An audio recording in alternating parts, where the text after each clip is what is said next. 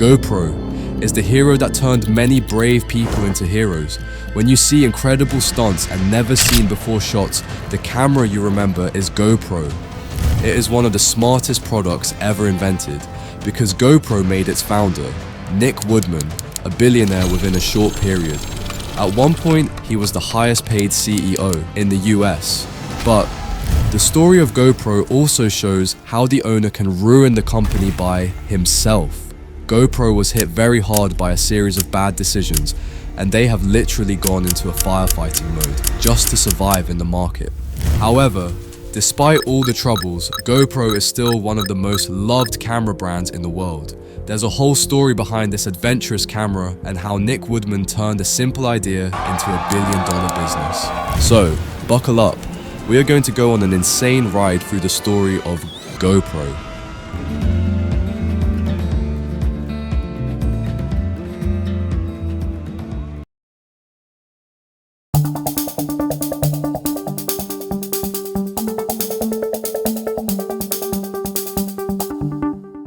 It's 1999 and Nick Woodman is 26 years old. From his teenage years, Nick wanted to become an entrepreneur because he feared taking on a 9-to-5 job. He said, "I gave myself till I was 30 to invent a product. If I couldn't do it by then, I would just get a real job."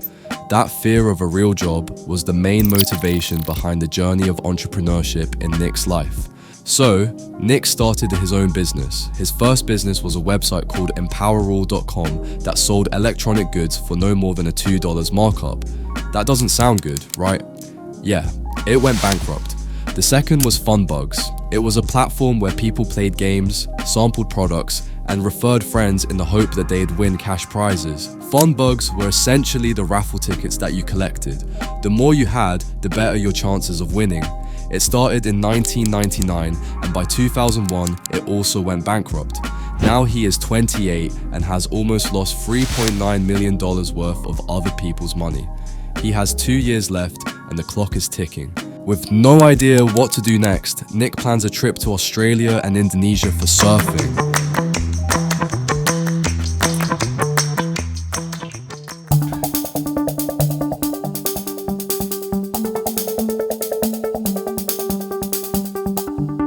During this trip, Nick wanted to capture photos of himself and his friends while surfing.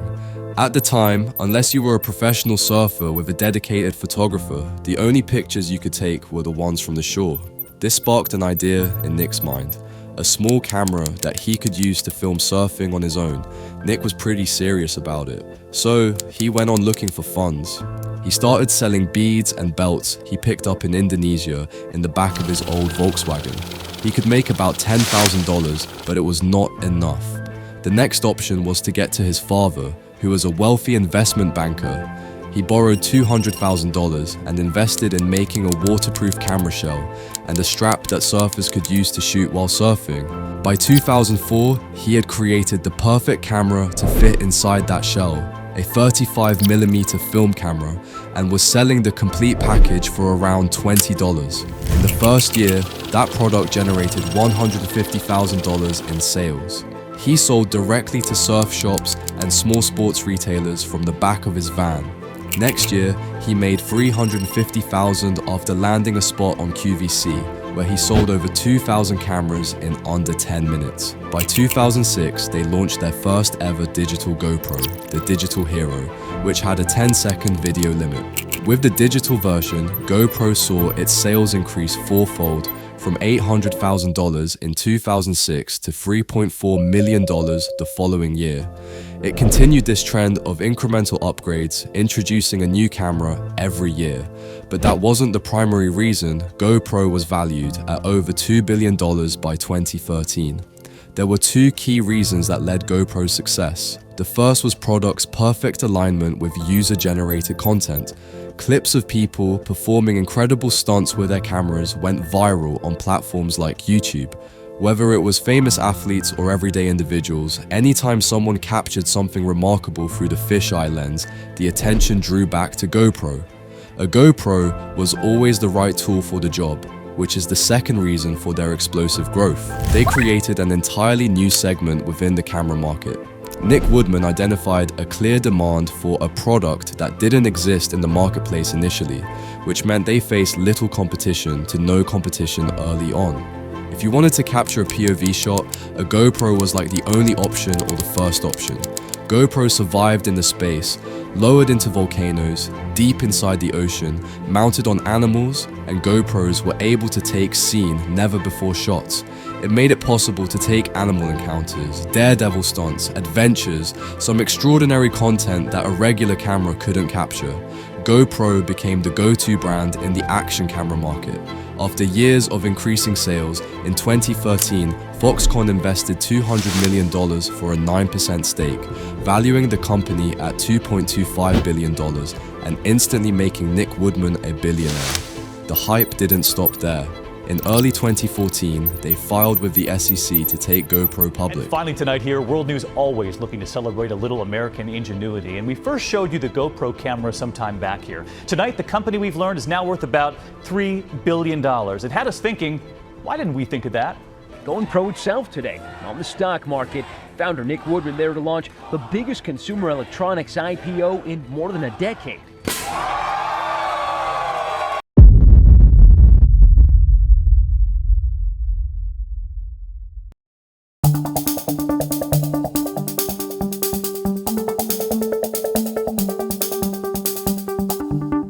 The company we talk about is now valued at approximately $3 billion. Within 3 months, investors who bought in at just $24 a share had more than tripled their investment. However, everything changed from the moment GoPro filed for its IPO. Even though investors didn't realize it, the early signs indicated that profitability would crumble. In the prospectus, which is essentially the document that explains your company to the share market, they said their products are positioned for GoPro to become an exciting media company, signaling ambitions beyond camera sales. Here's what happened in 2015. Their revenue peaked at $1.6 billion. The following year, it dropped to $1.1 billion and stayed that way until the pandemic hit in 2020. But $1.1 billion, that's a pretty impressive figure for a camera company. However, when you look at the profitability, the story changes entirely. In 2014, the year they went public, GoPro generated $1.4 billion in revenue and retained $112 million in net profit, resulting in a net profit margin of about 8%. In 2015, despite reaching a staggering $1.6 billion in revenue, you would expect them to bring home around $128 million in profit with an 8% margin. Instead, despite the higher revenue, they retained only $36 million, which is only a 2.2% margin.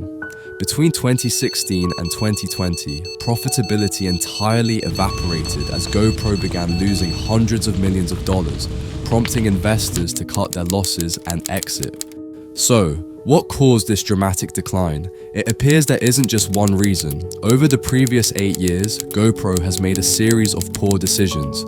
Remember how they aimed to position themselves as an innovative media company? Well, that's because they knew that the norm was that media businesses often received a higher valuation than hardware businesses.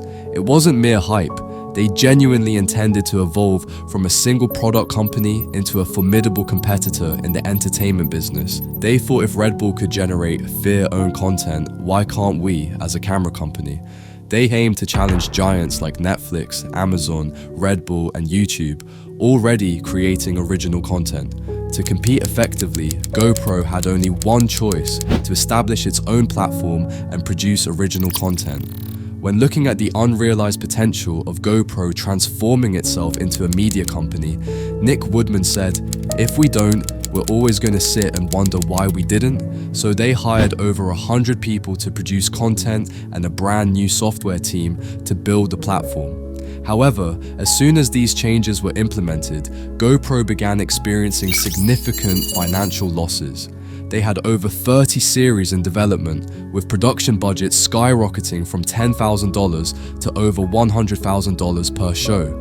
The most disappointing aspect was that many of these series never aired, and the platform itself never launched. Yet these challenges weren't the only ones GoPro faced. They encountered numerous other issues along the way. If you have enjoyed this so far, don't forget to hit the subscribe button. These videos are taking quite a lot of time to make, so I highly appreciate your support. Thank you, and we'll get back to the story again.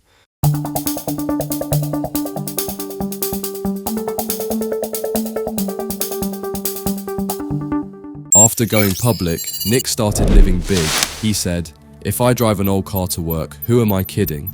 By 2014, he was the highest paid CEO in the US and valued at over $3 billion, allowing him to indulge in luxuries like a private jet, a 180-foot yacht, multiple homes, and a vintage car collection. While this lifestyle seemed lavish, the issue arose when this habit of aggressive spending extended to GoPro itself. Within 18 months, the company more than doubled its workforce from 700 to over 1,800 employees. This expansion transformed GoPro from an efficient and innovative company into a slow and inefficient entity. Meanwhile, spending millions on developing new product lines, such as the entertainment business, its core products suffered. At that time, smartphone cameras and cheaper Chinese alternatives threatened GoPro's core business. The GoPro Hero 4 session clearly illustrated GoPro's diversion from focusing on its core products. Essentially, it is a mini version of the Hero 4 without a display and operated with just one button to start recording.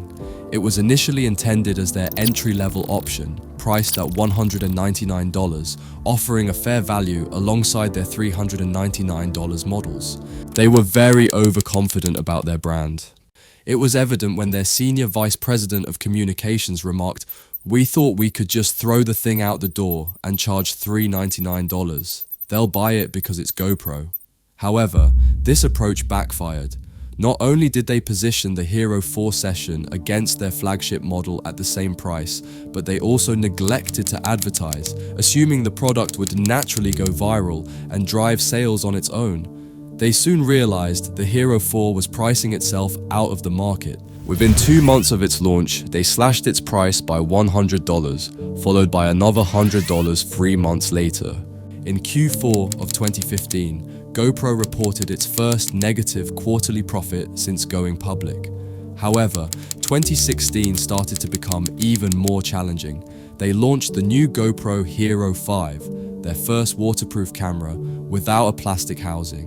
It's the best GoPro we've ever made. Unfortunately, quality control issues surfaced, particularly with a part of the camera body being only 0.2 millimeters thick, causing it to buckle under water pressure. And things got worse. Alongside the release of the Hero 5, GoPro launched their new drone, the GoPro Karma, aiming to compete with DJI, which had already established dominance in the drone market. The success of GoPro Karma was crucial, but it became one of those projects that was bleeding money. Initially, GoPro planned a joint venture with 3D Robotics to brand an existing drone, but the partnership fell through. This setback forced GoPro to develop the drone entirely in-house, resulting in costs nearing $96 million. Shortly after the drones were launched, videos like this began appearing on YouTube.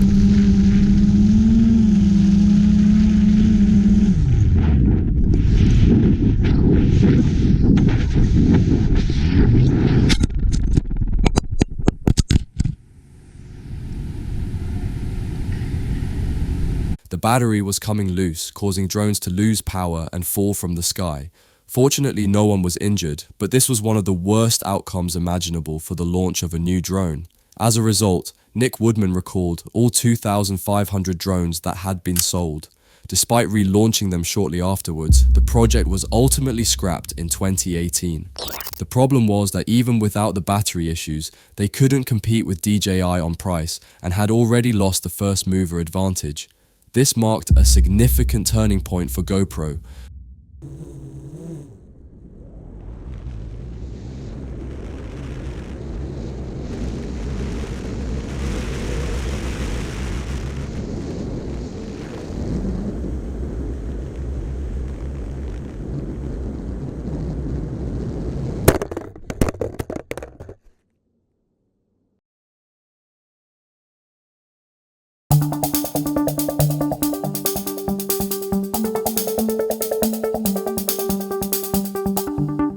Now, until this point, each department of GoPro operated as its own separate unit, resulting in inefficiencies and a lack of alignment within the company. But after their business literally fell from the sky, Nick decided that GoPro needed to return to its core strengths and focus on steady growth rather than attempting to break into new industries. This decision led to laying off 500 employees and dismantling the entertainment division they had spent years building. Nick emphasized the need to simplify everything and return to the business they knew and loved as if they were still a private company. In 2021, GoPro recorded its first year of profitability after 5 years of losses, generating $371 million in net profit. However, in 2022, that figure dropped to $29 million. So, did Nick Woodman successfully turn the business around? Or does it seem poised for another collapse? Since the introduction of GoPro Plus in 2018, they have been gradually transforming their business model. Today, if you want to buy a GoPro, you have two options. Purchase it in a store for $550 or purchase it online through the GoPro website for $350. You can save $200 off the recommended retail price by buying it online. How do they justify this significant discount? The $350 online price includes a subscription to GoPro Plus, which offers unlimited cloud storage, no questions asked camera replacement, and access to their mobile app. Essentially, for $200 less, consumers get the camera and a year's subscription, making it a great deal. This new model feels like a steal for consumers, but also advantageous for GoPro. By encouraging online purchases directly from them, they retain the profit that would have gone to retailers. Additionally, they sign customers up for a yearly subscription, generating recurring monthly revenue that helps smooth out the seasonality of GoPro purchases. Finally, GoPro now has you in its database, and its financial statements reflect the benefits. Subscription revenue now exceeds $100 million, with gross margins of 70 to 80%. Additionally, direct-to-consumer sales through GoPro.com now account for 40% of its revenue. The subscription model is becoming integral to GoPro's ownership, increasing each customer's lifetime value by turning a one-time purchase into yearly revenue with high margins. GoPro reports that 90% of GoPro.com sales include a subscription. So, is everything looking positive for GoPro? Not entirely. In recent years, some cameras have faced overheating issues, leaving loyal customers dissatisfied. Additionally, there's a concerning $300 million decrease in net profit between 2021 and 2022, partly due to inflation. This has resulted in higher manufacturing costs and a decrease in overall demand. Also, the US dollar's significant rise against foreign currencies last year meant GoPro either had to increase prices outside the US or accept lower profits. Thus, it's been a challenging period. Whether they will return to their 2014 glory remains to be unknown. Because now the market is different. For the first decade or so, they were a near monopoly, but now there are two main competitors: the consumer drone giant DJI and another company called Insta360. They both have flagship action cameras with similar functionality in price points to GoPro. Actually, Insta360 is superior to GoPro Hero. In 2015, GoPro sold 6.6 million units, but in 2023, they sold only 3 million units. Their market share has gradually declined. So, will there be a limit to innovation for an action camera like GoPro? Will drone giants like DJI destroy the GoPro market with their action camera lines? We'll have to wait and see. But definitely, there's a big competition now. But before winding up, I would love to know your choice when it comes to action cameras. Don't forget to comment on your favorite action camera. Also, if you enjoyed this documentary, don't forget to subscribe. Because for me, you are always a superstar. We'll meet up in another exciting video soon.